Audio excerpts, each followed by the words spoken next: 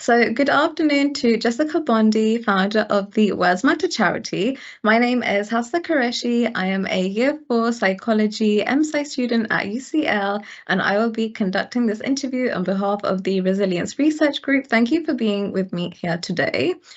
Please introduce yourself and your role within Words Matter. Well, firstly, thank you very much for having me on the Resilience Group podcast. I feel deeply honoured. My name is Jessica Bondy, and I'm the founder of Words Matter. We are the first charity of its kind, and we're on a mission to improve children's mental and physical health and development by ending verbal abuse of children by the adults around them. Perfect. And firstly, I'd like to begin our conversation by just talking a little bit about your background. So up until now, your career had been within the corporate sector. So what inspired you to embark on a charity project, having worked in the corporate career for so many years? Yes, I worked in communications. So I spent most of my career doing that. Initially I did consumer health work, PR and consumer health marketing work. Then I did big brand work, and then I worked for corporate clients. And I always, at the same time, as well as working for big agencies, I ran my own company. And one of the things I always did was I coached and mentored young people and coached and mentored my clients. And when I ran my own agency, I stopped running my agency at the beginning of 2020. And then I was doing more of my coaching and mentoring.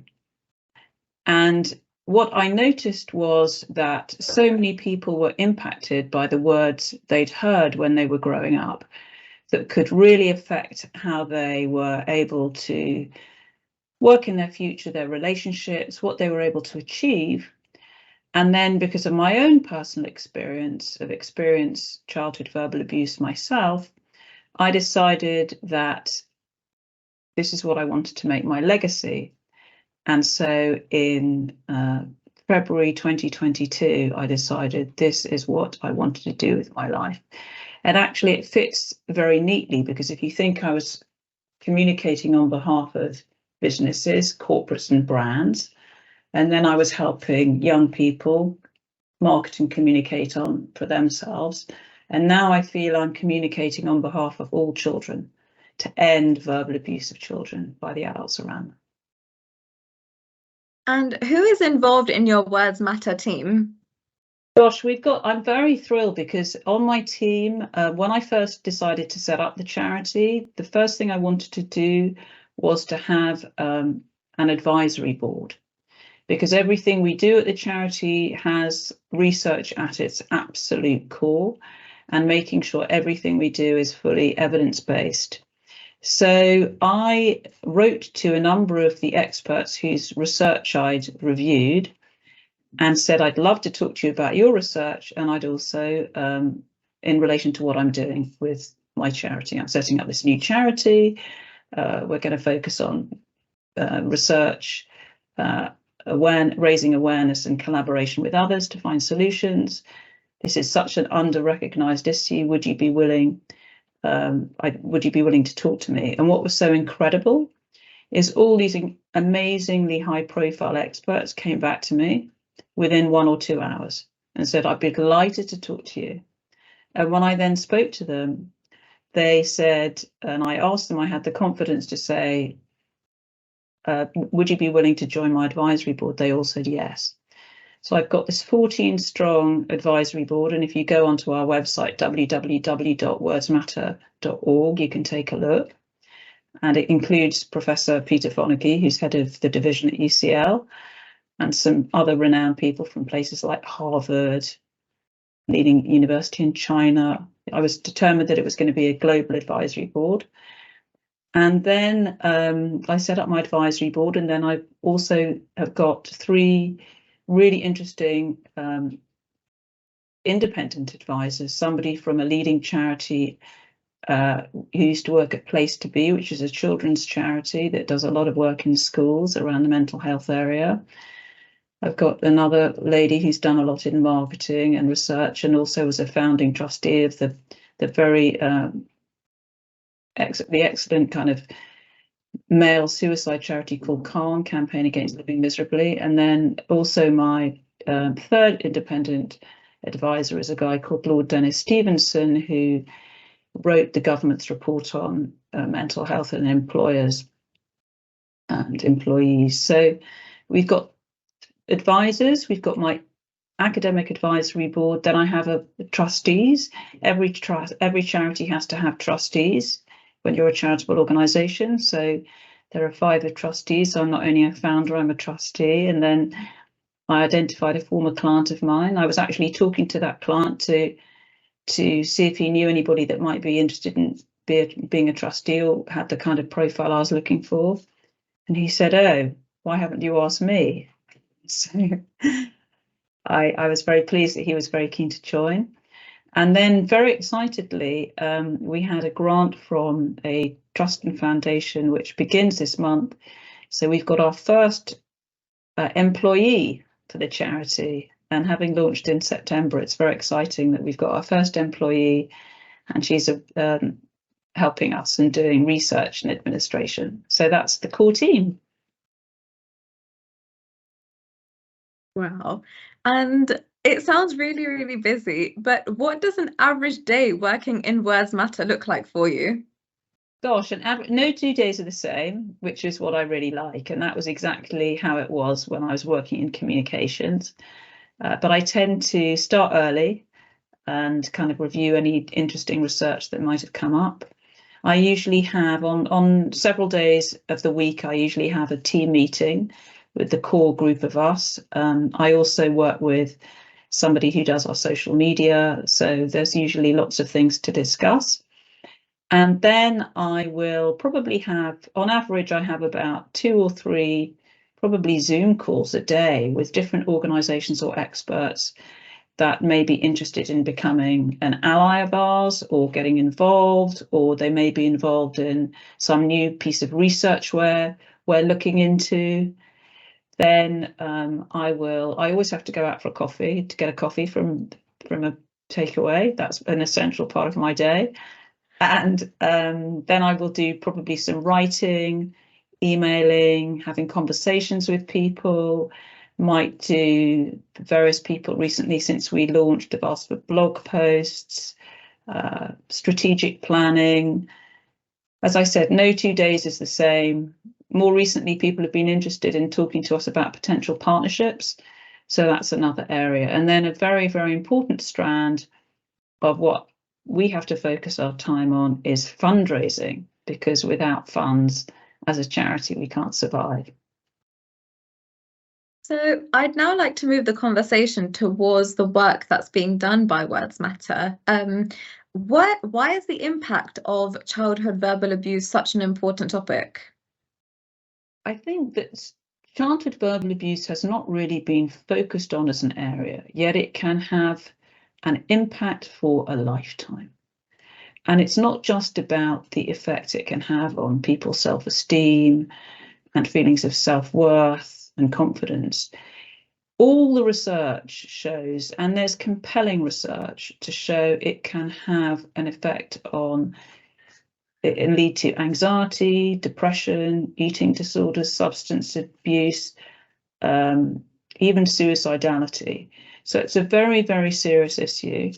And that's why it's so important that we're addressing it. And I think that what is at the core and root of so many things is that how verbal abuse in childhood can actively weaken the foundations of the brain. And if you look at MRIs of children that have experienced and adults that have experienced childhood verbal abuse, the MRI shows similar things to those people that have been in war zones. So that the impact is very, very profound.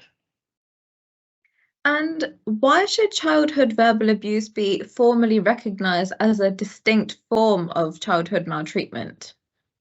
What I think was interesting is one of the pieces of research I first commissioned with UCL and another university in America called Wingate was I did a systematic review, which is basically a review of all the current evidence and looking at childhood verbal abuse. Nobody done it before. And so over almost 8,000 studies were initially screened, and then 166 studies were looked at in depth.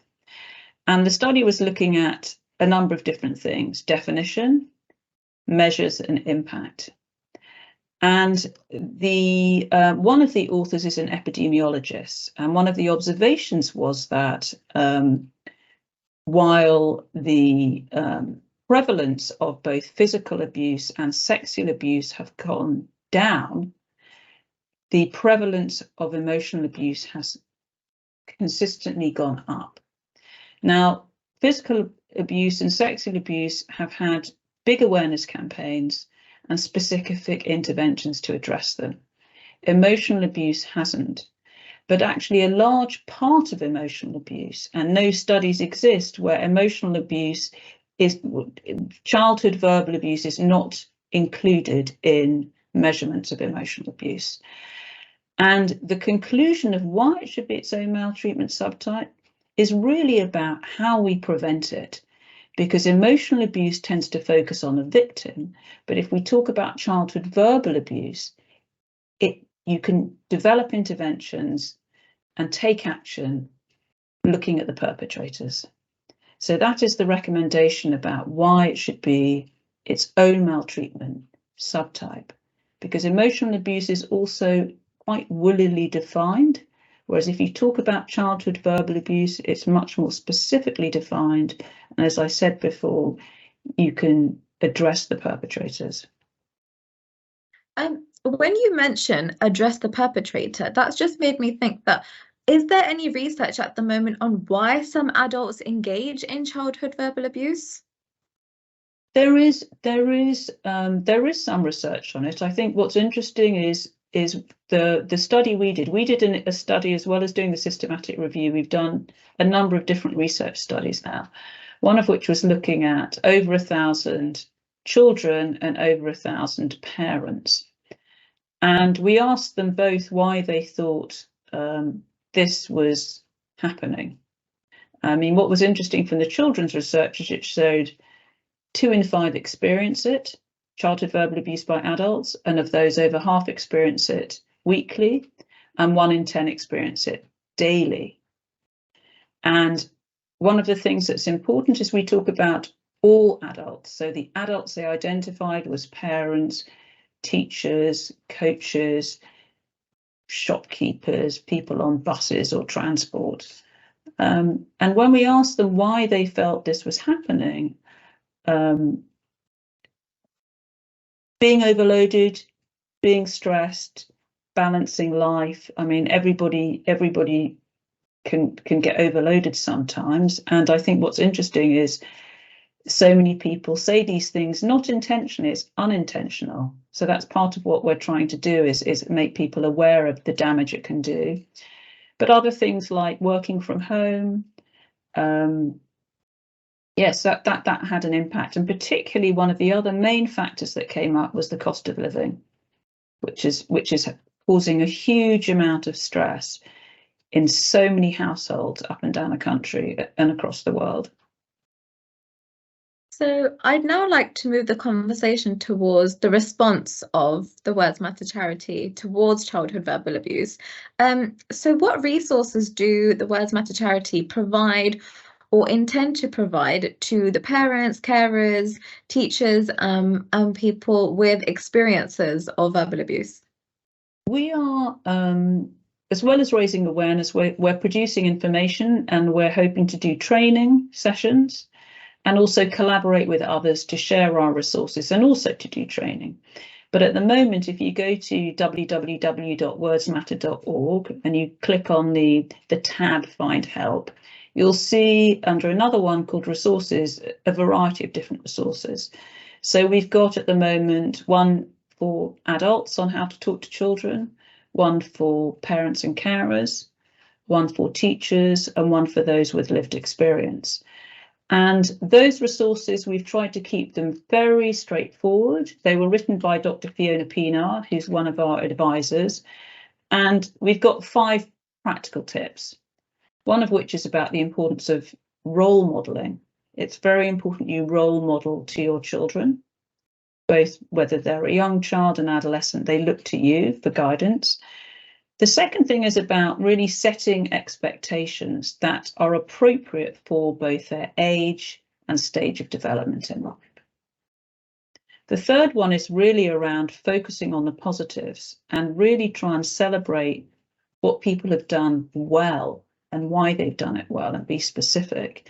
And so often there's a temptation for adults around children to not separate the behavior from the person. And that is when it can be so damaging. And then we talk about the importance of taking a step back. If you stop, think before you speak, it makes a difference. Then you can just give yourself that buffer. And then the final thing is always about repairing. And an apology is a start. It's so important when you say something unintentionally or intentionally, that you make that apology and you rupture. You repair any rupture. Once you've ruptured, you have to repair. And I'm just thinking about how these resources, have been developed, and how were children integrated into that process? What's really important as a charity is having the children's voices and people's with lived experience voices. So every single thing we do, every step of the way, we're involving young people, children's voices. So when we went to those 1,000 children, before we went to them on a quantitative basis, we went and did group work with both children and parents. And the sorts of things they were looking for came up, and what they wanted was about education, information, awareness raising amongst those audiences. So little things have been tailored. So one of the things we've produced an additional resource is, what are the most helpful and hurtful words? We asked the children what were the most helpful and hurtful words that they could hear and how it made them feel. And so as an immediate, one pager, we've got for everybody to see what are the most helpful words that will help children feel encouraged, more confident, happy, liked and loved, and what are those words you should try and avoid because they make children feel anxious, depressed, isolated, even frightened. And how can the Words Matter charity help adults who are inflicting the verbal abuse towards the children? Our role is really about education and information to increase understanding. The vast majority of people are verbally abusing or saying hurtful and unkind, critical, demeaning, derogatory words to children without even thinking about the impact. I'm sure, the people that said very hurtful and deeply critical things to me when I was growing up, one would hope to think that they didn't mean it and they didn't think of the long-term impact. So part of our work is really supporting parents, teachers, adults, and empowering them so they have the information so that they can change their behavior. And what's been so wonderful for me is one of the girls I coached, a young girl, said that just with her own mother's awareness of what was going on and what we were working on, and having seen the publicity, her behavior towards her daughter had changed. Now that's just one person, but if one can replicate that millions over, it would be amazing. You speak about replication, and I think it's really interesting to perhaps think that, are there any cross-cultural differences in how verbal abuse is inflicted or even how it's perceived? I think what was interesting is when we looked at the research that was done, there were no kind of societal or demographic differences. But I think certainly from looking at the systematic review and the study, there are certain cultural differences in what is seen as acceptable or not in how you talk to, inverted commas, discipline or treat a child. But actually, when we did another study, which was our Delphi study, which is about getting consensus around definition, it was felt that those cultural differences shouldn't necessarily be incorporated in the actual definition, because at the end of the day, it's what it is doing and the impact it is having on the child that is the most important thing. You also just mentioned the Delphi study. Could you perhaps elaborate a little bit on some of the other research that Words Matter has actually done to understand verbal abuse a little bit better? So maybe just elaborate on the Delphi a little bit more. So as I said, I mean, we've done five pieces of research work at the moment. So we did the systematic review, which we were delighted was published in the leading journal, Child Abuse and Neglect. We did the Delphi study, which with UCL, which we're hoping to get published in a paper. And that was really about gaining consensus of opinion from what are termed experts. And these experts could be parents, teachers, those clinicians, academics, people with lived experience themselves, parents. And we were looking at them and interviewing them. And it's a series of 6 rounds where you're asking questions, aiming to get consensus, and you keep sharing back what the other people have said until you get a consensus of opinion. So we were looking at the definition, who should be involved in what Words Matter is doing, and priority actions. And surprisingly, priority actions were about awareness and education. Those were the top 2.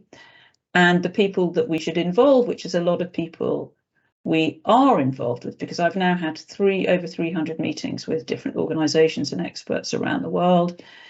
And the sorts of people are, other charitable organisations, other people working in mental health, various experts, academics, etc. So, I've had conversations with people at UNICEF, WHO, all the leading children's charities, and all the renowned experts, be it involved in the teenage brain, early childhood, across the board. Just linking back to education, are children really aware of verbal abuse as a definition, or how do children actually perceive the hurtful things that are being said to them, and do they really understand if they are given the definition of verbal abuse? Is that really comprehensible for all age groups, or how do we help children to understand and to perhaps identify that what is happening to them is verbal abuse? It's very interesting you should ask that question, because when we did we did research amongst children, and we were the big quantitative study. You have to be careful with the age and safeguarding, and we went through all the safeguarding checks, etc. So we interviewed 11 to 17-year-olds, and we asked them if they'd experienced it, but it was in the form of words that would criticize, blame, shame, denigrate, that were hurtful and upsetting words. So it was in that way to describe it, because at the end of the day, if one talks about verbal abuse, the definition of verbal abuse and what came out in the studies is it's about not just shouting and screaming. It can be subtle, it can be insidious, and it's words that, as I said, blame, insult, criticize, demean, diminish. So it's describing it in those ways. But I think what is hard is that it is seen as, in some societies, in some families, in some schools, it is a way of communicating, and there needs to be greater understanding and awareness that the use of these words for children can be deeply wounding. And what has been so fascinating is having conversations with people of all ages, because they can remember so many of the words that were said to them when they were growing up, the words that knocked them down or the words that built them up. And I'm sure if I asked you today, are there any particular phrases or people you remember saying things to you when you were growing up, you could probably remember exactly who said it to you and exactly when. And it probably has had a lasting impact. And it may have been a teacher saying, that piece of work was fantastic. I think you're going to make a great psychologist, and you've got to go to UCL and study psychology. who really gave you the confidence and built you up, or it could have been somebody that said something else that made you question yourself or doubt yourself, your own ability, whereas you had that ability, but it made you question yourself. And I think just linking back to what you mentioned about teachers, are there any resources available to actually help teachers and those professionals actually understand within that sort of classroom setting, for example? So if a child was behaving sort of inappropriately, or if they had, if their work wasn't, up to the best standard, I'm just thinking, are there any resources to actually help teachers, convey that in a way that isn't really helpful, or is that something that Words Matter is working on? I mean, we've got some resources. There's a resource sheet for teachers, but we are working. One of the things that's fantastic is we've got the dean of the Institute of Education on our advisory board, and we're talking to a number of different educational organisations. And one of the things that I feel very strongly about is having an element of teacher training address this issue, so that teachers are aware of the impact of their words. Perfect. And just sort of linking onto the last section, I'd actually like to ask you what the future holds for Words Matter. So I am aware that there is an event happening at UCL next year in April 2024. Could you provide some details on that event, which is going to be exploring the impact and prevention of childhood verbal abuse? We are thrilled and very excited that we're going to be holding the first international conference. It's called Words Matter, Impact and Prevalence and Impact, and How to Prevent It. And we're doing it together with the World Health Organization and UCL. It's on the 11th of April 2024. It's going to be online and it is free to attend. And if you go onto www.wordsmatter.org, under our news sheet, you can see where's the little where you can register. We've got 8 different speakers from around the globe, people talking about the neurological impact, people talking about how we can prevent it. There's a woman who's done some really interesting work about working with parents about how they can interact with their children. We've got people talking about policy.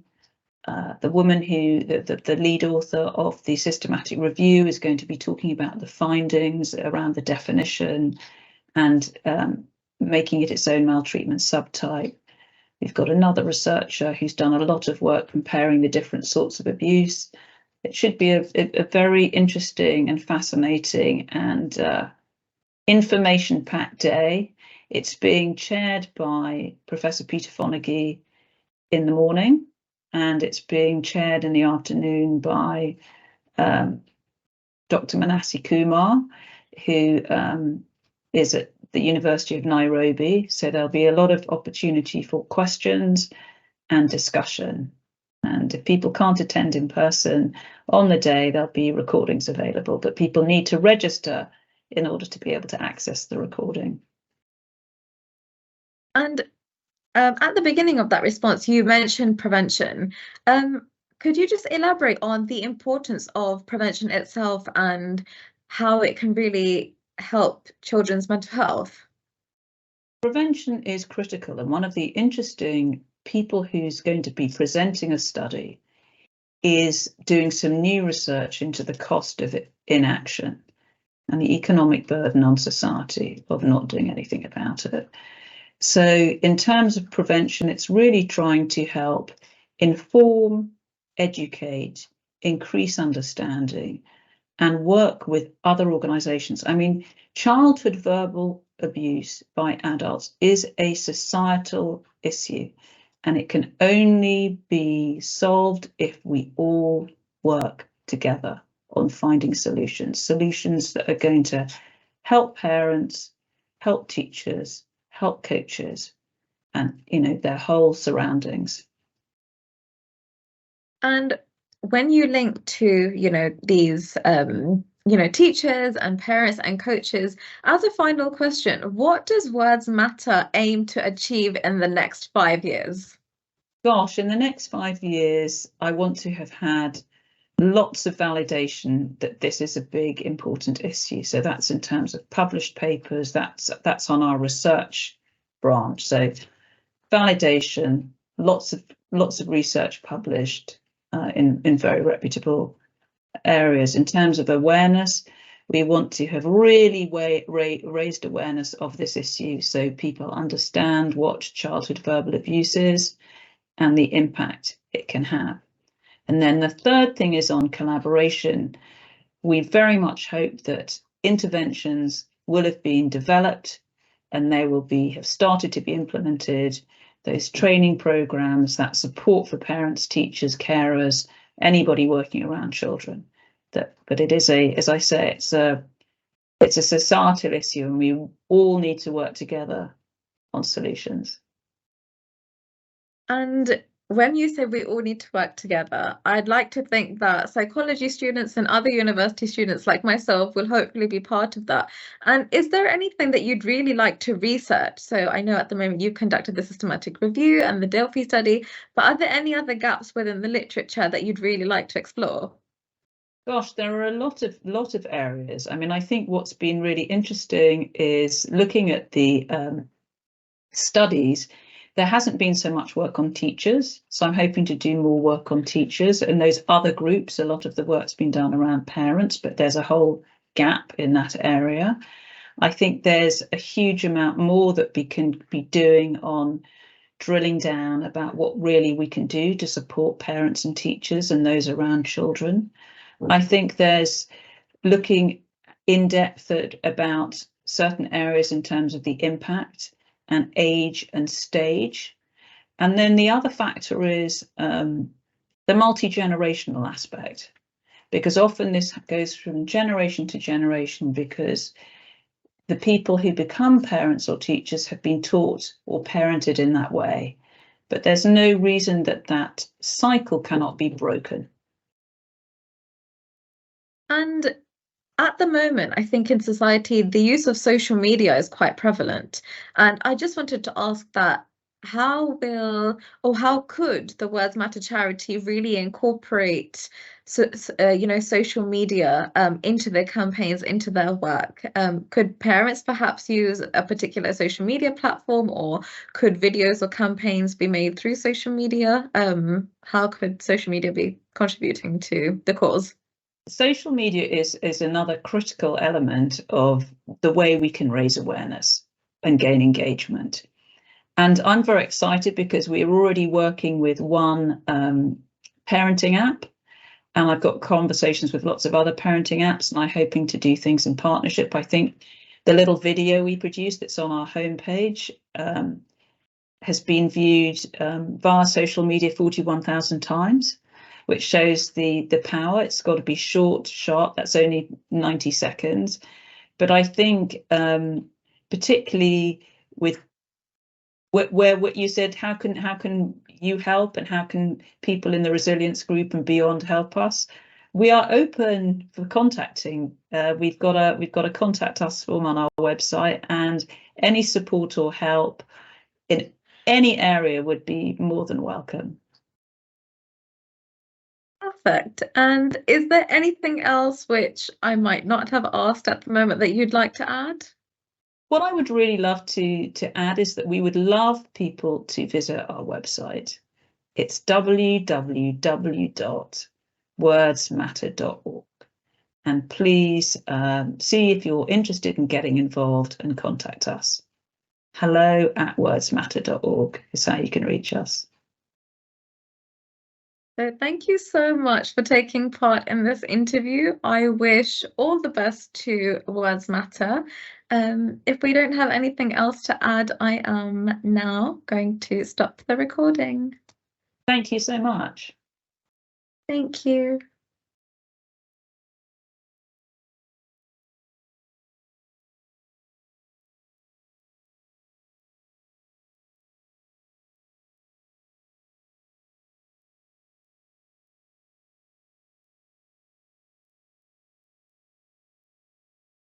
The Resilience Research Group is a global group of researchers, practitioners, charities and organisations dedicated to developing high-quality collaborative resilience research. Our aims are to improve access to, understanding of, and quality of resilience research, and to support and aid our members in effectively developing and disseminating their research. To find out more or to get involved, contact us on Twitter or LinkedIn.